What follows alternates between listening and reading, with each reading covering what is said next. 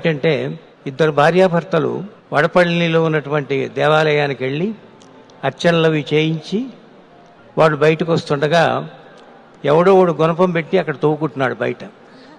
అదేం పెద్ద వింత కాదు. వాళ్ళు మళ్ళీ బయలుదేరారు.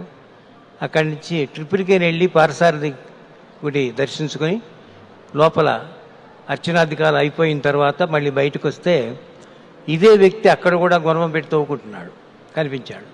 వీళ్ళు ఇంకా పట్టించుకోలేదు. మైలాపూర్ వెళ్ళి కపాలీశ్వరుడు కోయిల దగ్గర అక్కడ మళ్ళీ దేవుణ్ణి చూసి మళ్ళీ బయటకు వస్తుండగా ఇదే వ్యక్తి అక్కడ కూడా కనిపించాడు తవ్వుకుంటూ. వీళ్ళు కొంచెం ఇంక్విజిటివ్గా ఉండి ఏమిటినైనా ఇంత అక్కడ చూశాను, ఆ గుడి దగ్గర చూశాను, ఈ గుడి దగ్గర చూశాను, ఈ గుడి దగ్గర కూడా తవ్వుకుంటున్నావు ఏమిటని అడిగాడు భార్యాభర్తల్లో భర్త. ఏం లేదండి నేను బావి తవ్వుకుంటున్నాను అన్నాడు. ఊరిని బావి తవ్వుకుంటే ఎక్కడో ఒక చోట స్థిరంగా ఉండి ఒకే స్థలంలో తవ్వుకుపోవాలి కానీ ఇన్ని చోట్ల తవ్వితే నీకు నీళ్ళు ఎలా పడతాయరా అని అడిగాడు. అడిగితే అప్పుడు ఆ తవ్వేవాడు అన్నాడు, అదేనండి నేను మిమ్మల్ని అడుగుదాం అనుకుంటున్నాను.